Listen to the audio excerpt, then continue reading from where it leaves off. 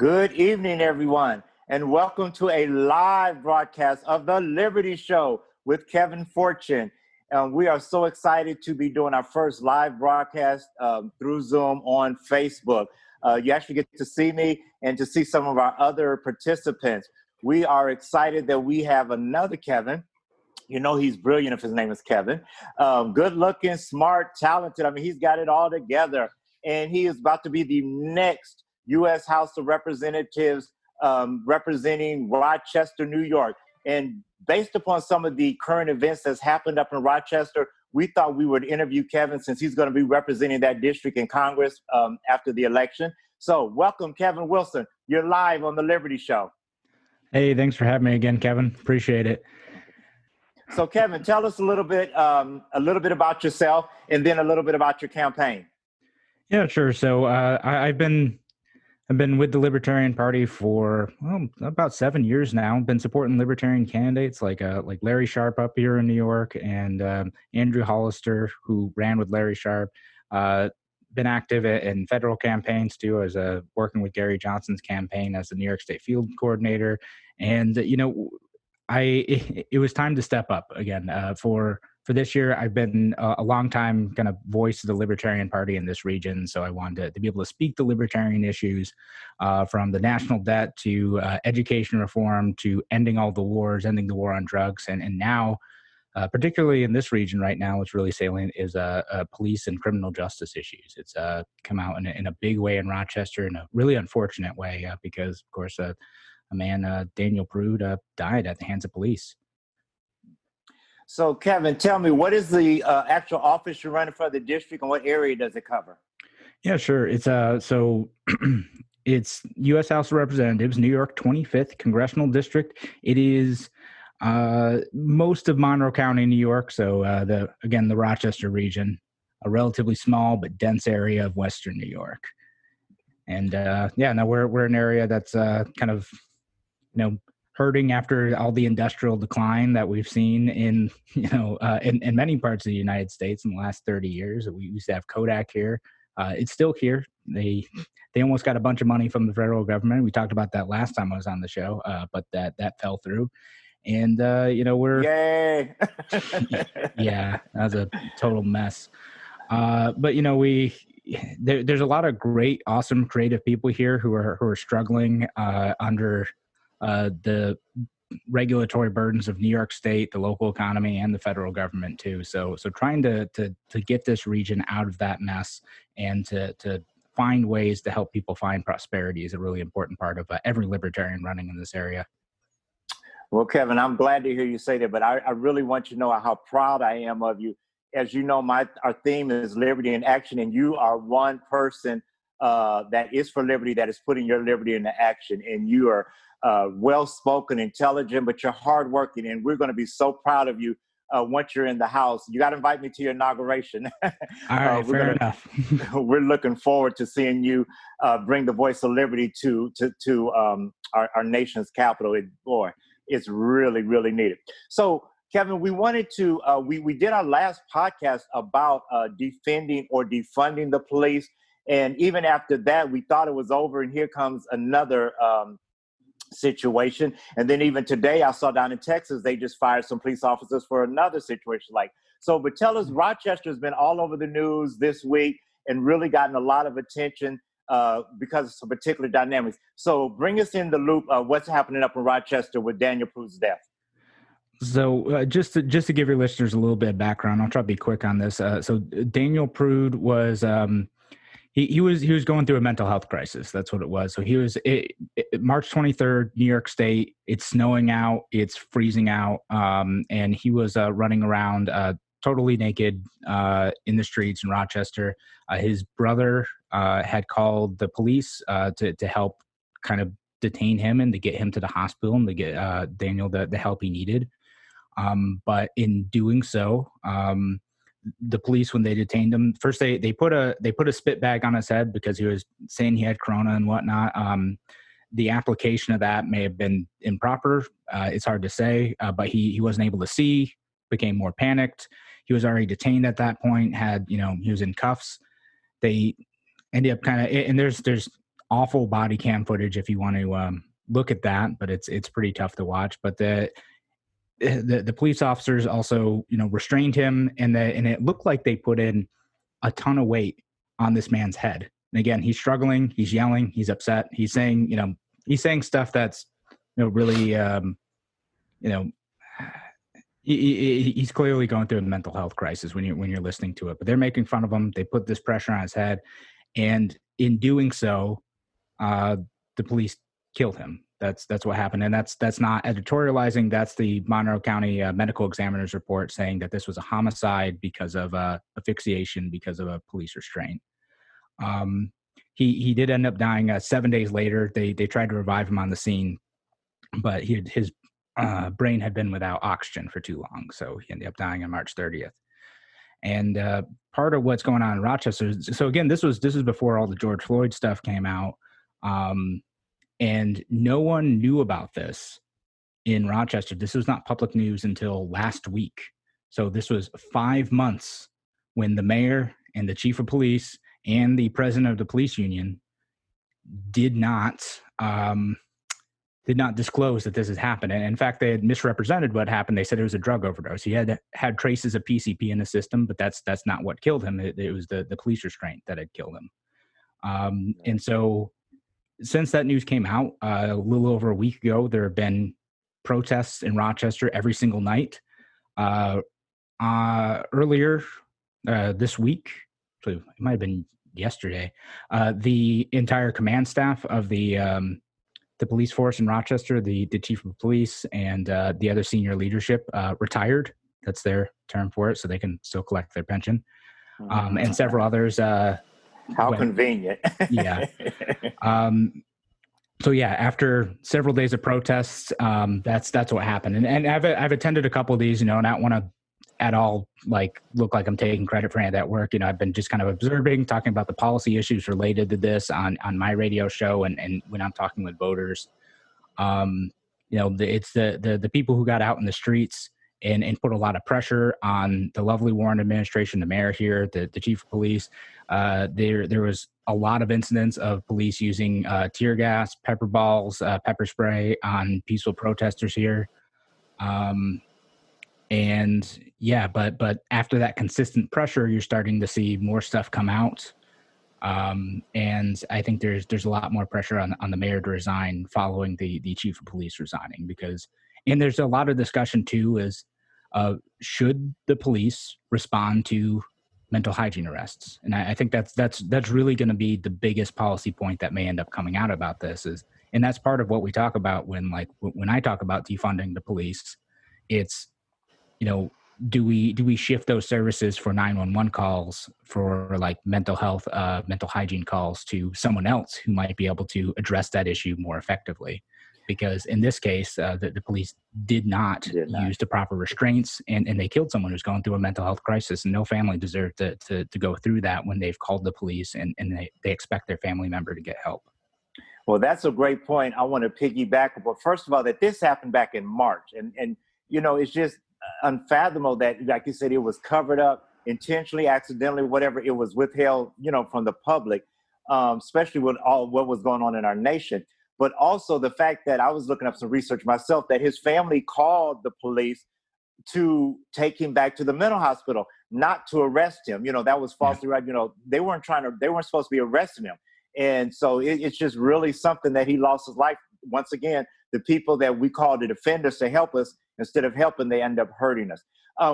To go along with what you just said, we have a question. Jared, what's the question from Quincy in Berkeley, California?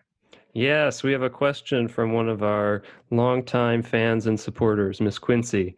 So Quincy asks, what measures will you be taking to ensure that taxpayer dollars are being sent towards agencies that actually work to serve the community so that situations such as this one don't occur again? That's a great question. From the federal level, there's a couple things that we'd be able to do. I think a lot of it starts with holding police officers accountable when they are liable for injuring or killing someone in a situation like this. And that starts with ending qualified immunity, so that if a family wants to be able to to take officers to civil court, they should have to carry professional liability insurance. And if there's a judgment, the taxpayers don't have to be on the hook for that.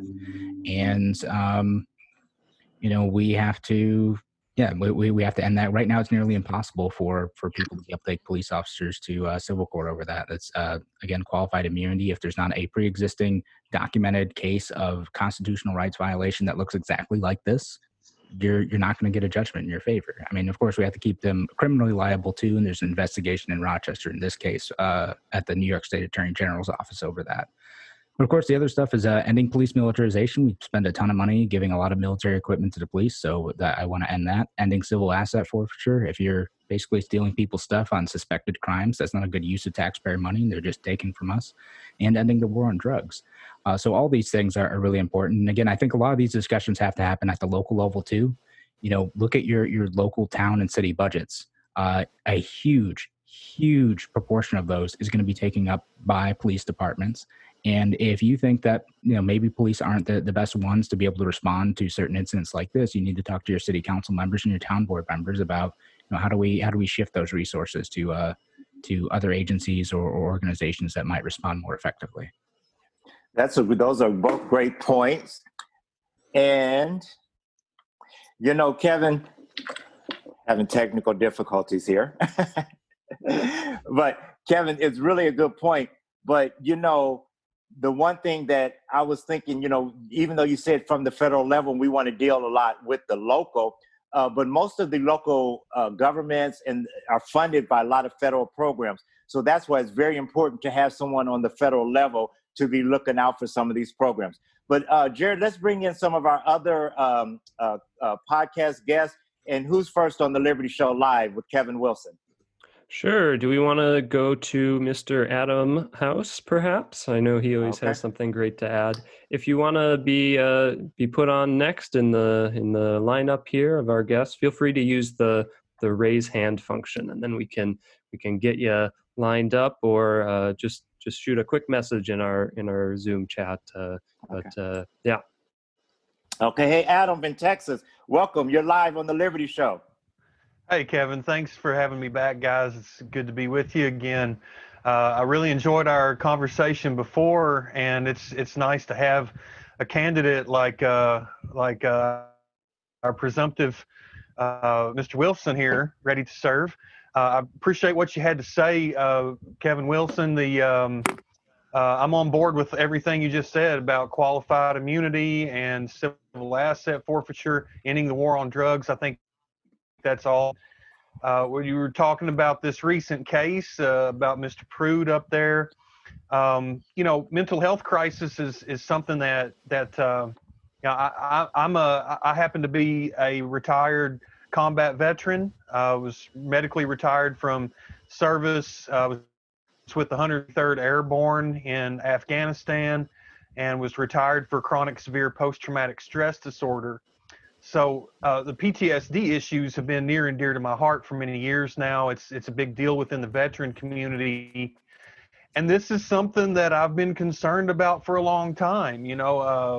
If somebody is having a mental health crisis, which, a lot of vets can have for different reasons, having somebody respond to that in a way that's militaristic, in a way that's aggressive, is just a no-go. It's a recipe for disaster, and I think we absolutely have to look at what ways we can reform, what ways we can deliver these kinds of emergency services in a way that's more peaceful, in a way that's more respectful of people's rights, and ultimately we might even be able to do it all cheaper and more efficiently, more effectively, all the way around. So.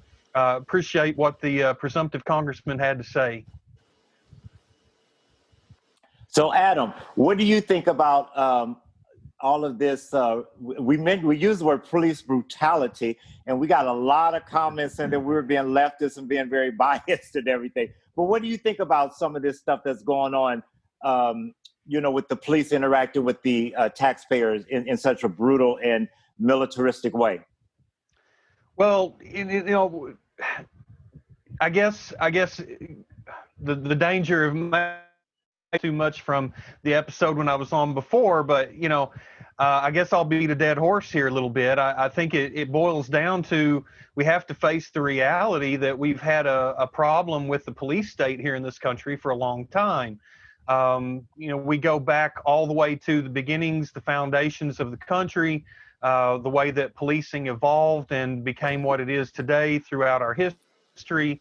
Again, we know that a lot of it began, at least in the South, it emerged as a form of the slave catching, and it became policing over time, and so there's systemic racism in that from the beginning.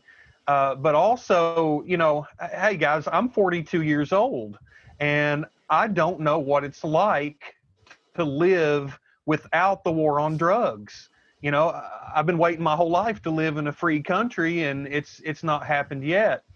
I feel like we went the militaristic way with this a long time ago. The war on drugs gave this police state a big booster, a big shot of adrenaline, and then not that many years later, a decade or two later, a couple decades later, we have the war on terror. And I would say, when 9/11 happened, I was an adult. I was working in the steel mill at the time. And I remember when that day happened, I was holding my 3-4-month-old daughter in my arms, watching those towers fall on TV and just wondering, what's this going to mean for our country? Everybody knew we were changing in fundamental ways. I don't know that at the time we could have anticipated what was actually going to be the fallout of this. But, we went from what was already a militaristic police state. And I think, on the day that 9/11 happened, we all looked at that and we said, yeah, these officers, these firemen, all the people that were our heroes that day, they were our heroes that day. But I think we tilted the pendulum swung so far in the direction of safety and security and back the blue. And, we basically gave free rein to the police state. And there's been no balance in that ever since. I think we've just given the police in this country and policing powers just free rein. We've given them whatever equipment they want, special militarized tactics, training, as well as whatever funding, increasing the size of police forces. And I think it's time for the pendulum to swing back the other way a little bit, and let's bring this back into some more balance. Like I say, I'm in my 40s, and I haven't seen a free country yet. It's a police state. It's you don't have to be. You don't even necessarily have to be of any certain race or anything else to feel the weight of this police state on our shoulders. That's a great point. Great point. Yeah. But I would say a little caveat to that is I think anytime that the state becomes tyrannical, anytime it becomes oppressive, it is the marginalized, the more vulnerable communities that feel it first, which obviously that's going to be, poor and minority people. And, I've been seeing, at least for the last 7 or 8, 9 years now, the fact that young black men in this country, most especially, feel the brunt of this brutal police state, and it's just time for that to change. We can't let it go any further. It's already gone too far. So that's kind of where I am with it all. Thank you, Adam. Great points. Back to our special guest, Kevin Wilson, Libertarian candidate for the U.S. Congress in Rochester, New York. Mr. Wilson, what do you think of what Adam had to say? Do you think we have a police state, oppressive government, militaristic government currently in the United States? Yeah, I mean, I think you're right. We've gone way too far on a lot of this stuff, and we need to start scaling that back. This is what I always say. Every law that we have could become an opportunity to use violence, and that's something I always think about. Like, if we're going to recommend a law that something should be illegal, that there's a possibility that the state could use violence to harm someone who's peaceful, or someone who's not peaceful too. Sometimes that's what's necessary. But We've swung so far in that direction, and maybe there's actually a long history of the United States being there, and of that kind of getting cleaned up in the history books. But I think we need to scale back and find better solutions to solve problems in our community that don't necessarily involve the use of force that is the police and other similar agencies. Great. Now let's go down to the great Peachtree State in Georgia. And we have one of our most beautiful participants, Miss Charlie. Miss Charlie, you're live on the Liberty Show. Let's hear what you have to say tonight. Oh, Kevin, you just put me on the spot. I was looking at what Jared had said. I think somebody else wanted to speak first, but just listening with everything, with everyone, and I totally agree with everything that Adam, I believe is his name, had to say. The only thing I guess I can add to that is that we as we the people need to learn to take the power back, because technically we have the power. We have to realize that these politicians and everyone else work for us. And of course, one of the powers is trying to get everyone out to vote. But just even going beyond that, I think we have to take control once again as to how we want our lives and for this country to be and for it to look. And that's how I feel. I agree. Thank you. I just wanted to bring in a feminine point of view. And besides, don't tell them, Miss Charlie, you're smarter than the rest of them. Women are smarter than men. I do believe, I must agree.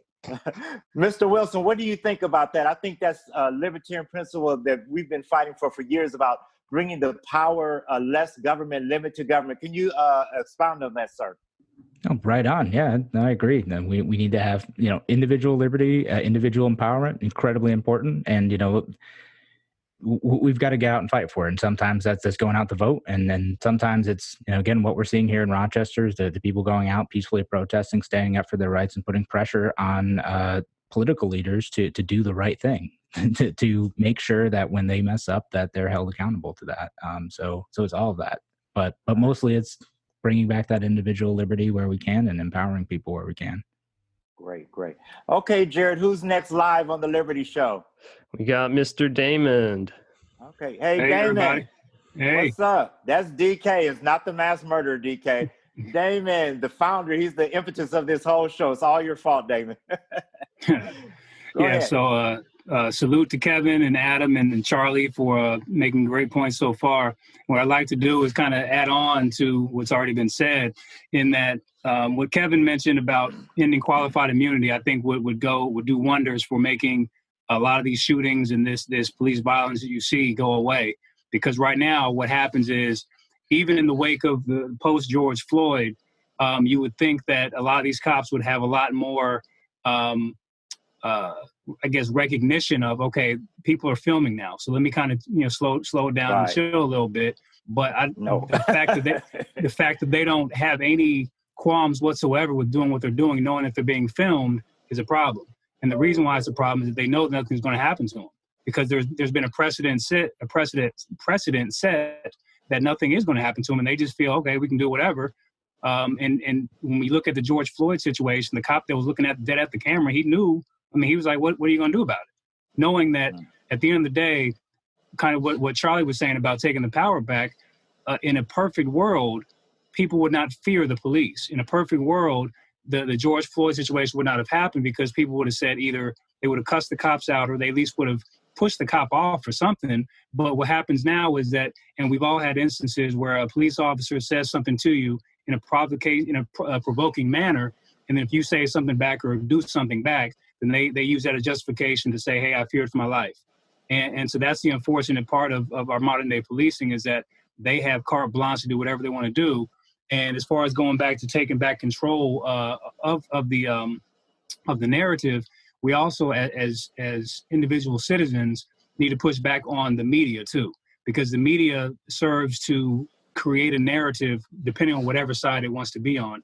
And unfortunately, it's one of two opposite polar extremes, where it's like if you're on the left, the right makes it seem like you're a pacifist. You want people, rapists and murderers, to be roaming the streets. Or if it's on the right, you think that cops should be militarized, where it looks like they're about to invade Baghdad every single day.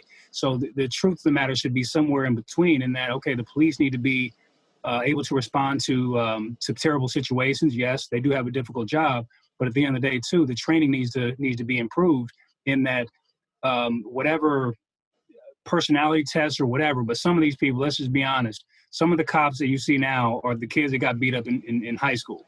And now all of a sudden they got a gun, a badge, and a God complex. Now I think that anybody that says anything to them, they can just buck up against them, and they say something to them, they can shoot them dead. And that's not how the rule of law works. The rule of law works if you think that somebody's committing a crime, the police's job is to detain that person, give them their day in court. And with a lot of these black situations where we've seen the black person get shot and killed or strangled or whatever, and we've seen instances that the dude up in Milwaukee or Kenosha shot some people with an AR who was walking down the street and saying to the cops, "What's up?" So we either have a rule of law or we don't. The fact that there's two just diametrically opposed situations where, if the white guy commits a crime, which we know he possibly did it, then he gets taken to Burger King on the way to the jail. And if anything happens to him at all, or the black dude who's supposedly complying, a lot of the obey the law crowd says, well, if you just comply, you have nothing to worry about. Well, there are plenty of examples to prove that's false. So I think overall we just have to have a paradigm shift in that we don't assume that the police have the job of God. They have a job to do, yes, but they need to do it better, and they need to have more restraint and more empathy, because this gentleman that Kevin was talking about up in New York, the man had a mental health condition. So that's something that the police shouldn't even probably be called for something like that. That has to be a mental health professional. Now, maybe we can talk about having the mental health professionals armed for their protection just in case, right? I mean, because there are situations where it may go south, but at least start it from a mental health perspective first, rather than just automatically assume the worst and all of a sudden next thing you know a man is dead for no reason. Yeah, great, Damon. You brought up so many great points, but Damon is our kind of race and politics editor and specialist.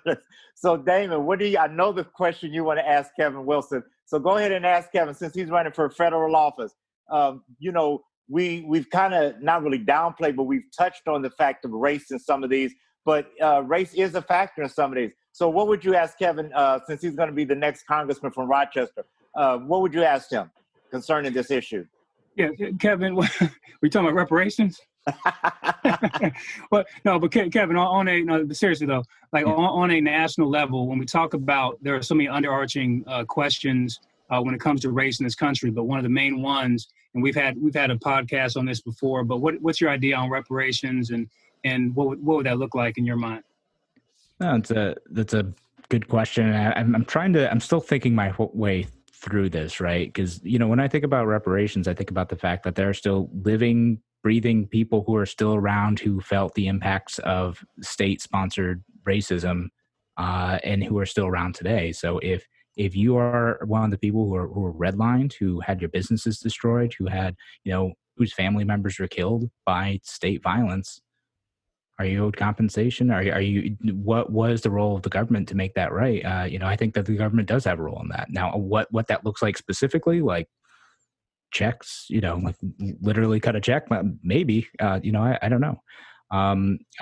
And yeah, so like my idea is I'm open to it, but I don't know what that looks like specifically yet, and I'm still trying to figure out what that is. Damon can help you on that. Damon, what do you want? Well, it's not. That's the thing. Like the part of the challenge is how it's phrased, right? And so there are some people, and certainly not Kevin, because Kevin's an open-minded individual. But there would be some that say on the right who make it seem like black folks have a handout and they're trying to look for charity, when that is not the case. The point is, people like to tout the United States currently as the richest country the world's ever seen, which is true. But let's not look at it in a vacuum. How did it get that way?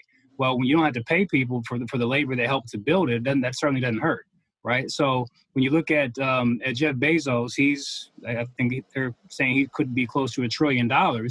And I used to work at Amazon, so let's put it out there. They pay pretty well, right? But Jeff Bezos could probably be a multi-trillionaire if he didn't pay anybody, right? So that part can't be misunderstood. That money is a tool. right? And so when you don't pay people and you and not even just slavery too, people just try to minimize it to just slavery, but it's past that. It's the Jim Crow, a lot of the systematic oppression that happened after slavery as well. And Kevin alluded to the fact that it was also redlining. So when you look at generational wealth that was not able to be passed on, when you have FHA loans that were given to whites that were denied specifically to blacks, you look at the GI Bill that was given to whites but specifically denied to blacks. There's more than just one thing. It's generational wealth that was basically stolen from black people. So, and specifically descendants of slaves. So to kind of break it down more simply, it's not to say that anybody specifically who's black. There does have to be a vetting process. If you, like I did when I was in college, I did a family history genealogy, and I was able to trace my family records back to the turn of the 20th century. And anything past that for black people gets to be kind of dicey because of, and that's part of the whole institution of slavery as well. The records got kind of muddy in there.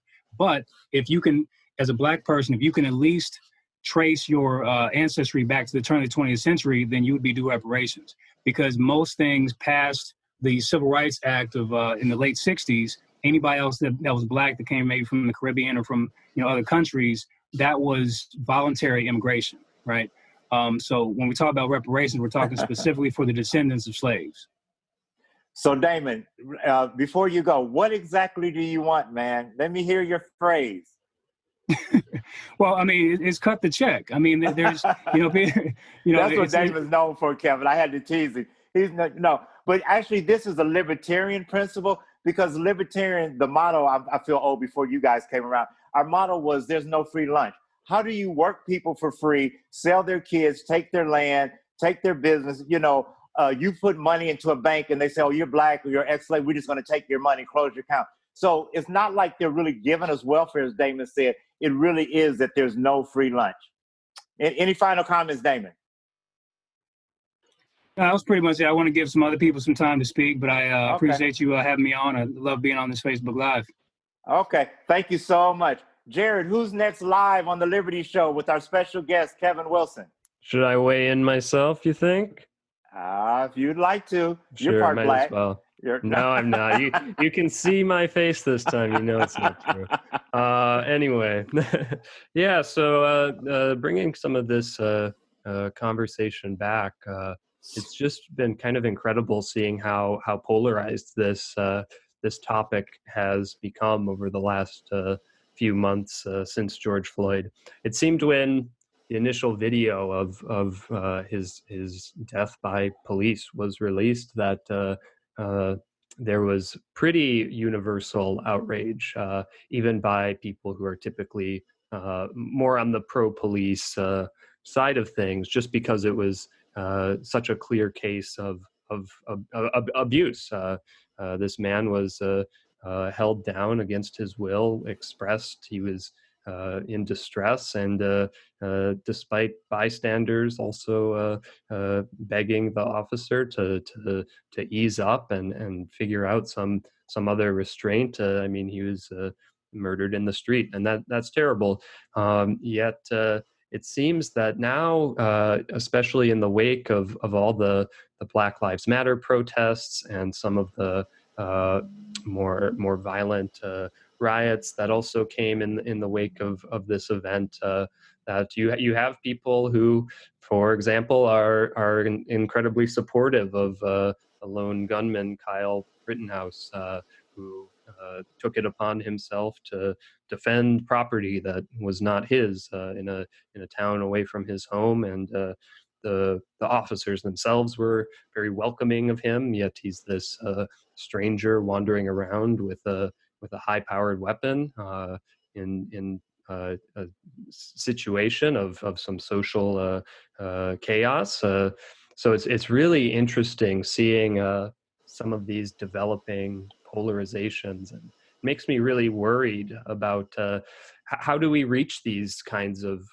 people who are at the point where I mean, we had Breonna Taylor, who was shot in her own home while she was sleeping, and yet there's still this phrase going around, well, if you just comply with the officer, nothing's gonna happen bad to you, which seems, from my perspective, very, very out of touch with a lot of these realities. But yeah, anyway, my question for you, Kevin, is how do we bridge some of this polarization when there's serious talk of defunding the police, and you as a libertarian candidate who I assume is more interested in how we can get government out of things rather than get government into things. How can we cross these bridges and satisfy some people who have a serious thirst for quote unquote law and order and the police state that often accompanies that phrase? Yeah, no, great question, Jared. I think a lot of it starts with empathy, and because like a lot of these issues are complex, right? Like even within the city of Rochester, the narrative around policing is complicated because a lot of neighborhoods that are majority Black want police there to keep their neighborhood safe from individuals who would cause harm, and then we have the law and order types who are who see that same thing, or they see they want someone to be on the end of calling the police. And using a phrase like defund the police, I know kind of scares people. Maybe not libertarians. Libertarians like, oh, defund, great. But yay. but it does scare a lot of people. And so like I try to keep things very policy focused. I try to keep things on like, okay, like how can we understand like what, like when I talk about the Daniel Prude thing, and I'm talking with people who are skeptical of this situation, 1 in 5 people have a mental illness.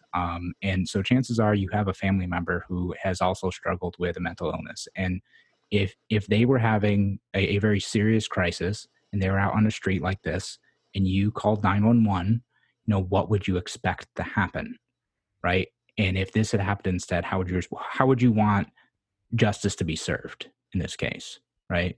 So it's thinking about that. It's trying to build that level of empathy to get people to understand that. And I know with some people it's really hard. Like, I even talked to some people about like the George Floyd situation, like, oh, well, like we can't be empathetic because like he was on drugs or he was actually a bad guy or whatever. It's like, no, it's not about that though. Like you don't know how you're going to react to these situations.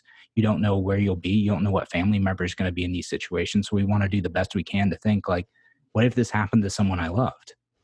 And, is there a better way from a policy perspective to do this? Like to make sure we stop bad people, but also to make sure that when police hurt someone, either because the policy is bad or because the officer acted irresponsibly or the officer acted with malice, how is that person held accountable? And to me, like some of the best ways to do it is, again, ending qualified immunity, and the professional liability insurance thing is a thing I'm more and more of a fan of, because if you're not able to get insurance anymore because you are hurting people, and the criminal justice system won't hold you liable, then the free market will, because the insurance companies ain't going to cover you. But again, main thing, I'll keep coming back to that: empathy, having conversations, trying to meet people where they're at. So because I'm a libertarian, I'm like on this issue, I'm kind of walking in a lot of like left-wing worlds. I'm going to these protests and I'm talking with Marxists sometimes, and I'm talking to them like, hey, we should reduce the size of the state. Here's why. Here's all these other consequences. And when I'm talking with conservatives, we have to take a different approach. And so trying to know where people are coming from, trying to get people to see the humanity in others, I think that's the best way forward. Well, Kevin, and I totally agree, but I am going to play the devil's advocate a little bit. I'm going to be Damon Drew. But we've been doing this for like 400 years. We've been playing the empathy and talking and having symposiums and court sort, and just rallies and, roundtable discussions. And it, to me, just doesn't seem like it's working. What's the next step? And that's kind of a rhetorical question, I know, but I mean, honestly, we have been talking, we have been praying, as Tim and I joke a lot. We've been having prayer meetings, but it's like, is God up there? What's going on? But I do want to piggyback on what Jared said. My favorite topic is, the solution to a lot of people is just take some of this money and put it in more government programs. What do you think of that? More mental health, more homeless, more drug addiction. But the government they already have these programs and they're failing. So, what kind of policies do you propose that would be, I guess, more of an effective government? Because to me, just taking money from one failed program and putting in another failed government program is not the answer. Yeah. Well, let me address the first part of what you said and just acknowledge, like, yeah, it is bullshit. People have been dealing with this for a long time. Like, we can't keep, you know, seeing these injustices happen constantly, and your outrage is absolutely justified.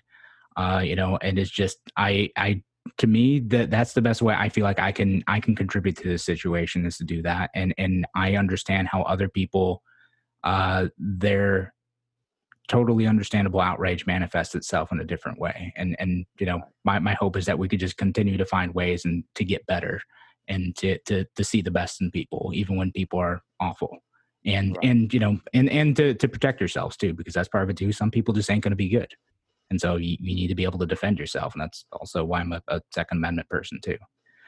Um, but the second part where you said about the government programs, yeah, that's again a big discussion that's happening around here too. Is like, well, do we need different support for mental health programs? I would be more comfortable with shifting it sometimes, right? Like if we're shifting it away from the police and the military, and we're shifting toward these programs, I get that. I would like to see more decentralized approaches to that. I look at like how like the VA approaches a lot of healthcare for a lot of people, and they're very frustrated with that level of service. And same thing with mental health. If you have limited options to be able to get mental health support in your community, and the government option's the only one, that can be incredibly frustrating. But if you have a lot of nonprofits who are doing mental health and wellness best practices, and able to find ways to kind of meet people where they are on different levels of seriousness of mental illness, that's great, that's preferred. And I think a large part of the issue, both in terms of crime and in terms of other social issues, kind of cause the need for people to think that we need more investment in police, is lifting people out of poverty. And I don't think that's as simple as, well, let's just have a government program for this. I think a lot of it's is how do we unleash the power of entrepreneurs and small business owners and communities to be able to support each other, provide the goods and services they need, and for people to be able to find those opportunities in their own homes. Amen, brother. Say that again. I have to stop and shout on that one. I'm not going to be able to remember that again. That is real. Now you should write that down. That's a profound statement. Because Kevin, that I didn't mean to cut you off, but that is something Damon and I and Tim have been working on, is wealth empowerment. And I think Malcolm X said it best. Like most of the people that make money in the communities don't live in those communities. But when you put the money and empower into the community, they will begin to police themselves. Their whole perspective, their mindset, and so that is really, really a big key. And if we could just understand that, but most people really don't want that, because as long as they own some of the wealth, they've got power over you. So I just wanted to let you know that is really a great statement and a very profound thing, that if we could empower communities with physical wealth, mental wealth, emotional wealth, spiritual wealth, that makes all the difference. So I just wanted to let you know that's a great thing. So let's go next. You mentioned the word Marxist, and for some reason, a friend of mine just comes in mind. But Louis, you are live on the Liberty Show with our special guest, Kevin Wilson. What's your perspective, Louis?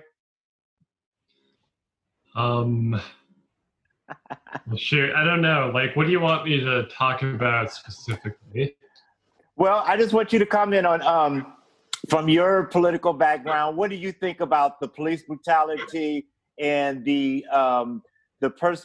perspective of just opening more government programs, which I know you love, and more government aid to deal with mental or homelessness, whatever. Just what are your views? Well, I don't want to be too repetitive, because I know that I've talked about this on not last week's episode, but the previous episode we did on police brutality. And something that I've been thinking about a lot over the course of this summer, after having because I've been going down to the protest site, because I live in Minneapolis. I've been going down to the site where George Floyd was killed, and I've been observing the sort of ongoing protests there and doing my own kind of activism. And something that I've really been thinking about is that I'm not sure the police as an institution can be reformed. Not that I have anything against people who sincerely want to reform the police, but I think that's misguided. I think as an institution, it's fundamentally corrupt and racist and authoritarian, and that is very much rooted in its history. And I know I've talked about this before. I'll try to be succinct about this. Prior to the police emerging as a centralized institution in the late 1800s, like in pre-revolutionary times, America had kind of armed militias that would fight off Indians from Native Americans from settlements, as well as slave catcher patrols that would go and find any slaves who ran away or tried rebelling against their white owners.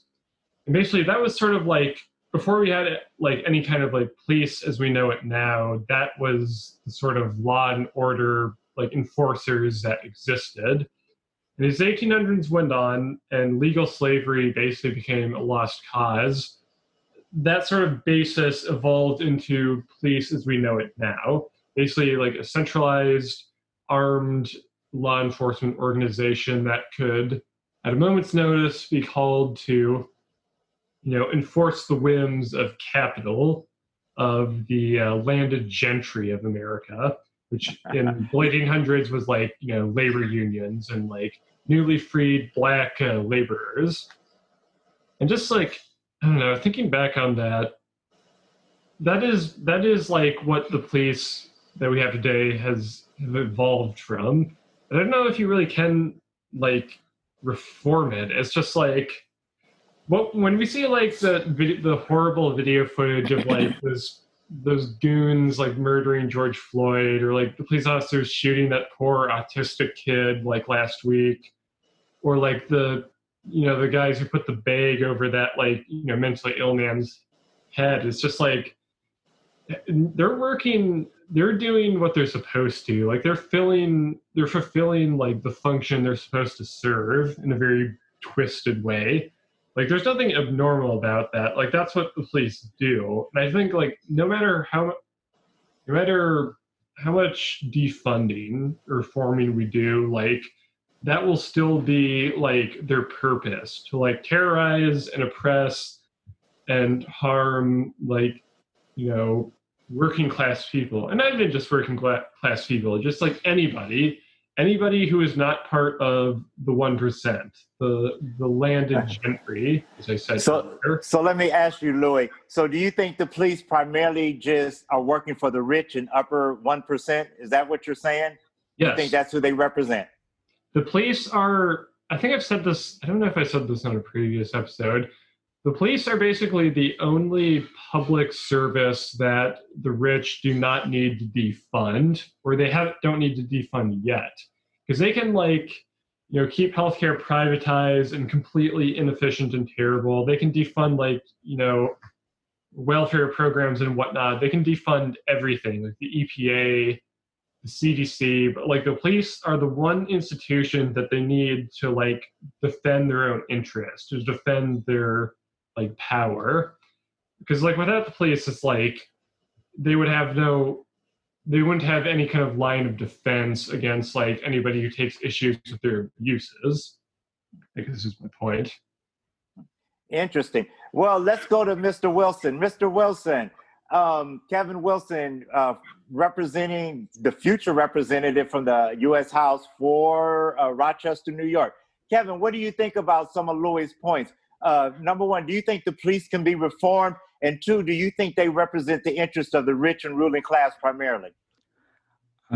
So I'm not quite on the abolish the police bandwagon yet. I think a lot of people don't know. It's one of those things, especially any type of government institution as a libertarian type, but we need to wind down and find alternatives to that makes sense for all people, right? And I think a lot of people, particularly the working class, to say, well, who's gonna come up and defend me, if I'm not able to call the police, right?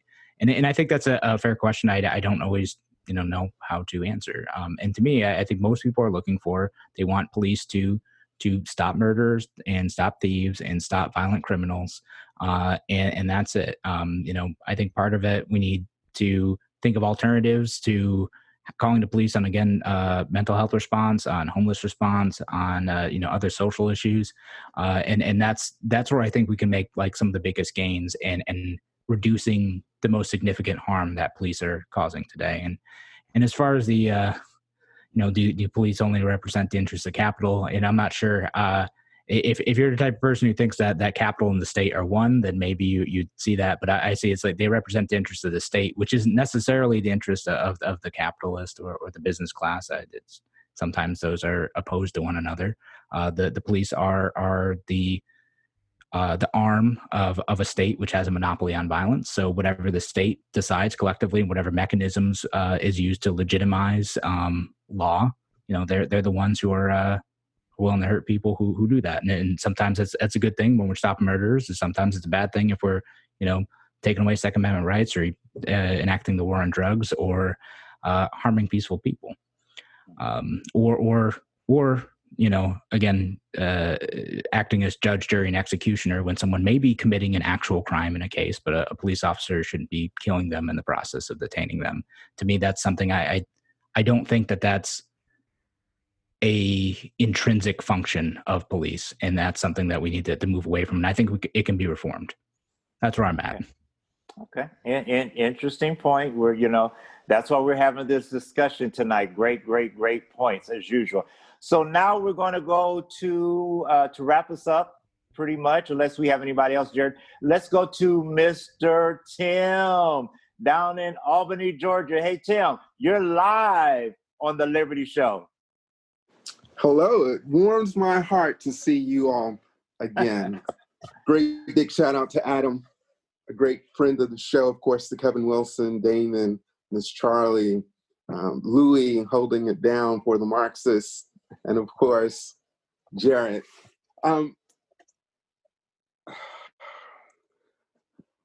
It breaks my heart that we're here again to discuss the state of police and the state of policing in this country. And one of the things that I picked up on this conversation on this show is this idea that we're going to take back the power. The people are going to take back the power.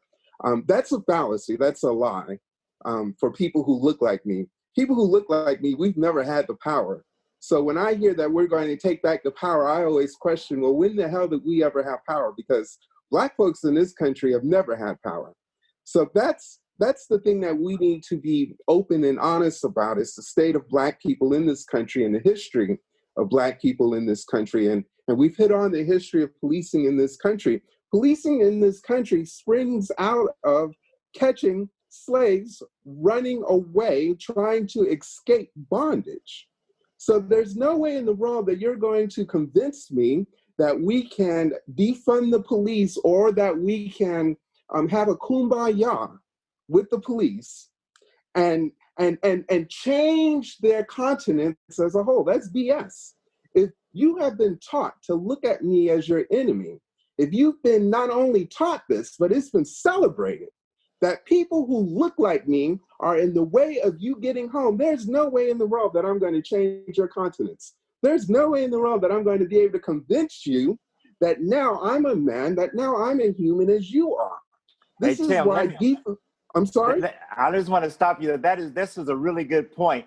I'm not cutting you. I'm going to let you finish, but something I have been dealing with is that our country is in such denial right now. Yes. And I agree that we've been in denial as people of color, that some people want us to integrate. They want us to be equal or social justice. Some people don't even want that, So that is a great thing. And then back to Louis' point, the denial that the upper class or the government, the state, that they really want to help the people, that they really want to lift them up or even protect them. Oppressing our citizens is part of our government's culture and DNA. And so I just wanted to piggyback on that, because sometimes we start off on the wrong foot because we're living and believing these lies. So I'm sorry to interrupt you, but go ahead, continue. Well, it's the lies that continue to perpetrate the system. This fallacy, this lie that the people are going to take back the power, this is something that the political class, both the Republicans and the Democrats, and this is something we've spoken of on previous shows. This is a fallacy that there's a difference between the Democrats and the Republicans. It is a straight up lie. Each party, they're either sides of the same coin, and they get their power, they keep their power, and they increase their power through the police state. And what is this police state? Well, the police state functions and grows off its lifeblood is Black and brown and poor white folks. And then we get into the military-industrial complex that literally allows the political class and the bourgeoisie class, individuals who have wealth. Now, Tim Smith, are you against having wealth? Of course I'm not against having wealth. Only a fool would be against earning wealth. I am not against earning wealth. What I'm against is earning wealth off of the backs, off of the suffering, off of the killing. And this is what we have to be honest about. And let's call a spade a spade. You all know where I stand. We have to be honest about this situation. Mr. Daniel didn't just die at the hands of police. Mr. Daniel, like all the other Black and brown folks and all the other poor white folks, he was slaughtered.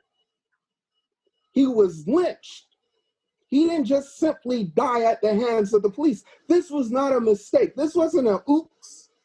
I'm sorry, Mr. Daniel, I accidentally pushed your head against the ground. No, the pigs were laughing.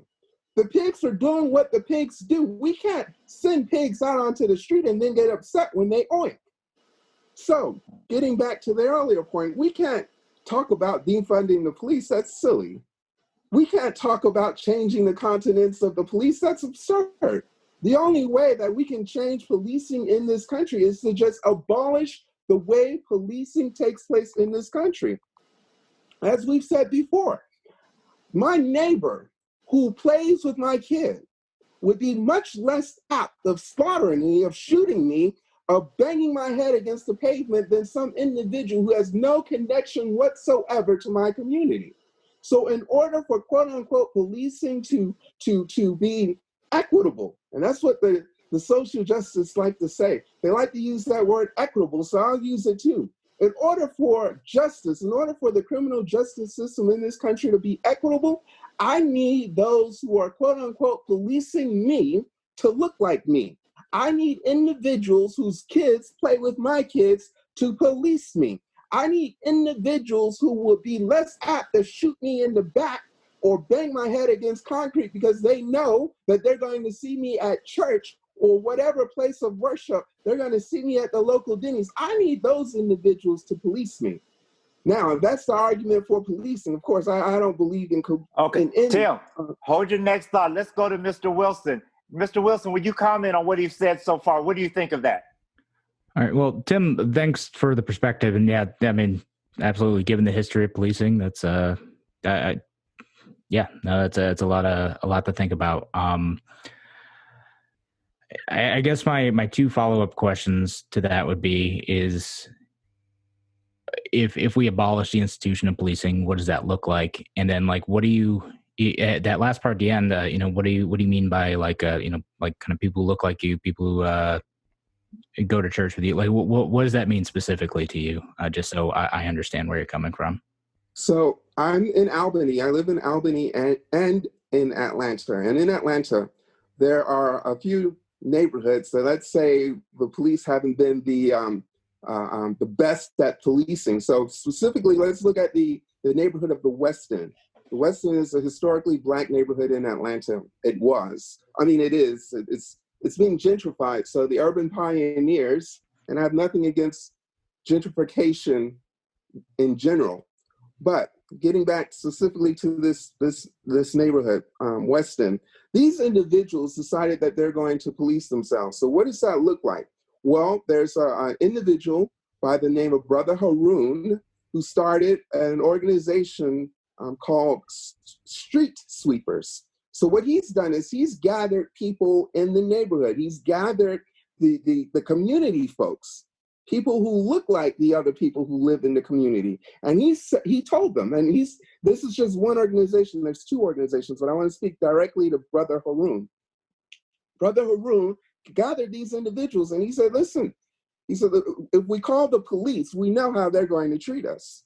If we call the police, we know we may not make it home. So what we have to do is we have to go out into our neighborhoods and demand these individuals who are bringing down the the happiness of the individuals that live here, that are bringing down, who are causing trouble, who are wreaking havoc in our neighborhood. And that's what street sweepers do. Instead of going to the individual, and I'm not against selling drugs. I'm not anti-drug. That's not me at all. But generally, this is ways society has been taught to be anti-drugs. So for those individuals who are anti-drug and believe that we need the police to stop the drug dealers, what he's done is he's gone out and his people, his volunteers, and that's what they are. They are volunteers. They've gone out into the community and they've said, listen, drug dealer, if you're going to stand here, you're going and sell your dope that kills the individuals in our community. If you're going to stand here and push drugs on people who have an addiction, what we're going to do is we're not going to make life easy for you. So what he's done is that his people will stand there and keep make life very hard for drug dealers. And this is what, when we say we want community policing, this is one of the ways it looks like. Community policing looks like individuals within the community going out there and addressing the people, addressing the individuals who cause life to suck in their communities. Now, another example, I used to live in Washington, D.C. Another example of community policing is when you have a citizens review board that actually has teeth to cause change. So we have a citizens review board here in Atlanta. They're terrible, they suck, they're trash, they're not worth, and they know that. And the reason why they're terrible, they suck, and they trash is because the political class, the mayor, the city council, those individuals don't want the people, the folks in the community, to actually be able to hold the police accountable. So getting back to police accountability in DC, the Citizens Review Board in the District of Columbia actually has the ability to hold police officers accountable for when they screw up. They can fire them. This is how community policing looks like. It can look like or both, where you actually have a citizens review board that actually has teeth, that's able to hold the police accountable by firing them. And it also looks like having individuals who go out into the community and get rid of the riffraff, or make it at least harder for the riffraff to do the things that they do that cause the community to suck. Now, Tim, let me piggyback on one good point that you made, because it's something I've been studying too. They just created some kind of social justice police review board, empowerment the community type thing here in Atlanta with our new attorney general. Our new, state's attorney or something like that. But guess what, Kevin, you're going to let us, everyone on this committee is rich and famous. They're all millionaires and 2 billionaires. They've got Magic Johnson, the rapper Killer Mike. You know, they don't live in the hood. They don't walk down the street. They've all got bodyguards and they're riding around in bulletproof limousines. So I think that is really a good point. A lot of times the political structures and these commissions and committees and panels and councils that the politicians develop, the people don't live in the communities. They don't operate, in an ordinary manner. So what do you think of that, Mr. Wilson? So when you take office, how are you going to deal with that? Yeah, well, again, I probably wouldn't be doing a ton of that at the federal level, but I do want to comment on 2 things. One, Tim, that's a really interesting concept, and I kind of like the community policing concept. I think if I say it, it'll scare the crap out of people, because they're like, oh, why are you trying to privatize the police? You're a libertarian. That's what you're doing. And even though it's really community grassroots policing, but I think that's an interesting concept to have, like, a voluntary intervention from neighbors. And if you build a strong community and you don't have people who are alienated and atomized, that can be really successful. Now, regarding the Police Accountability Board, what's interesting is in Rochester, we actually have that. And for a little while, it looked like we were going to have a Police Accountability Board with teeth, like you said. We had one is pretty well representative of people in the Rochester area, in the city of Rochester, people from different backgrounds, different income levels. And it was supposed to have the ability to be able to punish and fire police officers. Now, of course, the police unions jumped in, and now it's all tied up in court. So that's, while the Police Accountability Board is still there to be able to review and comment on things, the chief of police is still the one who has to make the decisions until it gets out of court. And I think that's where it stands right now. And again, this is despite the fact that there's a referendum where this happened, where over 2/3 of voters supported a police accountability board with the ability to be able to actually punish officers and fire them from their positions. Interesting. Well, 2 final comments for me, guys. We're going to wrap up. Unless if anyone has a final comment, get it ready for Mr. Wilson, and then I'll let him have the last say. But Kevin, 2 things. I want to piggyback on the part between the federal and the local, because I think a lot of people don't understand the connection there. You know, yeah, you would be on the federal level, but most of the funding for even these local programs comes from the feds.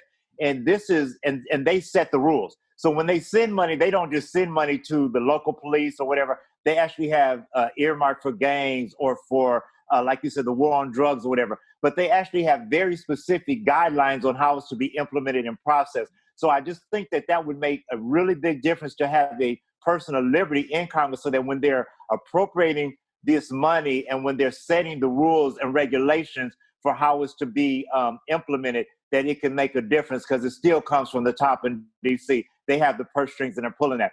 My other comment is that, you know, when we talk about abolishing the police and using them or keeping them or defending them, and you mentioned, you know, a lot of people do want to keep the police to protect people, you know, to solve murders and crimes. But that's the biggest thing they've been having on TV. Only like 35% of most crimes are even solved by the police. Most rapes never get solved. So many of the murders, especially as Tim was alluding to, especially in the black minority areas or the hood, the inner city, they don't even attempt to investigate. And this is something that, once again, we're so much in denial. If you're a rich person in, you know, the suburbs, or if you're a football player or a movie star or something, you know, they're going to come to your rescue, or a politician. But if you're a person in the hood, they don't even get involved. And I remember so much when 9/11 took place. And there was a lady in New York City, down in the South Bronx. And she was saying, you know, like, all of these people got killed in the Twin Towers, these rich, Ivy League educated stockbrokers got killed. And everybody's like, oh my God. But her son got gunned down in the South Bronx. Nobody raised money for him. Nobody put it on the news and things like that. So I just wanted to comment on that. Thank you guys for a wonderful show. But does anyone have any final comments or questions for Mr. Wilson? Anyone? Speak now or forever hold your peace. Okay. Well, Mr. Wilson, we're going to give you the last word. And please give us, well, first of all, before you give us your final comments, can you give us the contact information for your website, for your podcast, for your campaign? So if people wanted to contribute or find out more about you, also tell us a little bit contact for your radio show that you run. Oh, sure. So you can reach me at kevinwilsonforcongress.com. I'm also on Facebook, Kevin Wilson Libertarian, or on Twitter at Kevin Wilson ROC. I do run a radio show in the Rochester area. I co-host it with Andrew Hollister. It's called Radio Free New York. Same thing. You can find that on Facebook.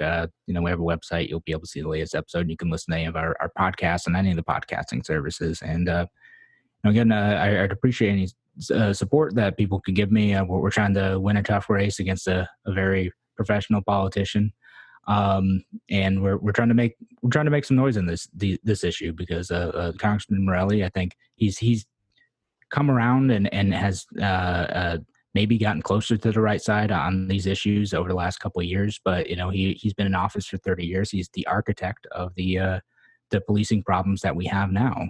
While he was in the state assembly, he was voting for increasing the war on drugs and creating some of these problems that made police unaccountable in our communities. And so I'll just end by saying, you know, I really appreciate everyone's perspective. Y'all provide a way more interesting conversation than we'll get on a lot of shows. So thank you for having this discussion. I really appreciate hearing from everyone. Well, thank you, Kevin. We're so honored to have the next congressman from Rochester actually on our show. So we're really proud of you, and we look forward to you winning and anything we can do to help you. And guys, please reach out to Kevin. Go to his campaign website, donate even a few dollars. It all makes a difference. Trust me, I know most libertarian candidates aren't filthy rich.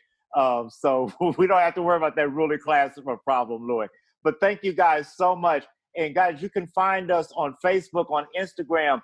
Subscribe to us and like us on YouTube. We're on Anchor, we're on Spotify, we're on Apple, Google Play. So once again, thank you for being live on the Liberty Show with Kevin Fortune, and our special guest tonight was Kevin Wilson. Thanks, and have a great day.